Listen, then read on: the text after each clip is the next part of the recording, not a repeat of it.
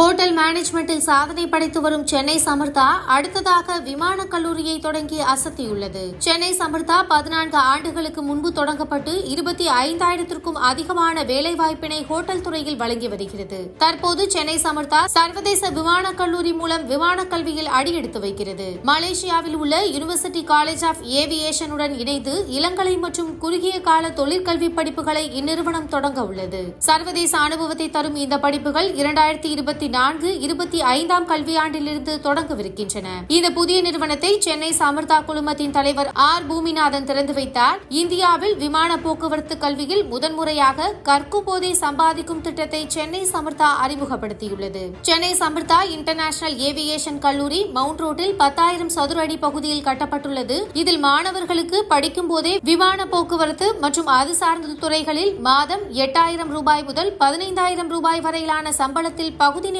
வேலைகள் வழங்கப்படும் என தெரிவிக்கப்பட்டுள்ளது. மேலும் தகுதியுள்ள அனைத்து மாணவர்களுக்கும் 100% வேலைவாய்ப்பு உத்தரவாதத்தை சென்னை சமர்த்தா கல்லூரி வழங்கும் என்று அதன் தலைவர் ஆர் பூமிநாதன் தெரிவித்துள்ளார். சென்னை சமர்த்தாவில் ஏன் ஏவியேஷன் இண்டஸ்ட்ரி படிக்கணும், எப்படி ஹோட்டல் மேனேஜ்மெண்ட்ல ஒரு பெரிய கேப் இருந்ததோ அதே மாதிரி இப்போ நீங்க ஏர்போர்ட் போங்க, பஸ் ஸ்டாண்ட்ல கூட்டமா இருக்கா, ஏர்போர்ட்ல கூட்டமா இருக்கா?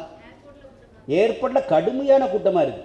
காரணம் என்னன்னா அங்க ஹைலி டிமாண்ட் ஆயிருச்சு. ஆனால் ஸ்கில்டு லேபர் ரொம்ப தேவைப்படுறாங்க. ஆனால் டிமாண்ட் அதிகம், சப்ளை ஸ்கில்டு பர்சன் இல்லை. சார் அவ்வளோ வேக்கண்ட் இருக்கா ஏர்போர்ட்டில்?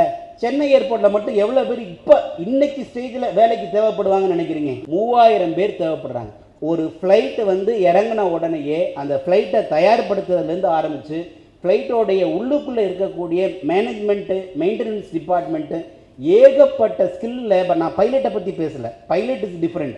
அதை தவிர மற்ற எல்லா வேலைக்கும் ஒரு ஏர்போர்ட்டுக்கு எவ்வளோ பேர் தேவைப்படுறாங்கன்னா சென்னைக்கு மட்டும் 3,000 பேர் தேவைப்படுறாங்க. ரெக்ரூட் பண்ணுறாங்க, அந்த பர்சனுக்கு சரியான வேலை செய்ய தெரியல.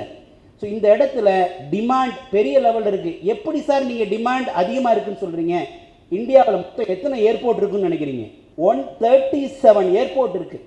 137 ஏர்போர்ட்டில் ஒரு ஏர்போர்ட்டுக்கு 3,000 பேர் தேவை அப்படின்னா எவ்வளவு லட்சம் பேர் தேவை? கிட்டத்தட்ட 4,11,000 பேர் தேவை.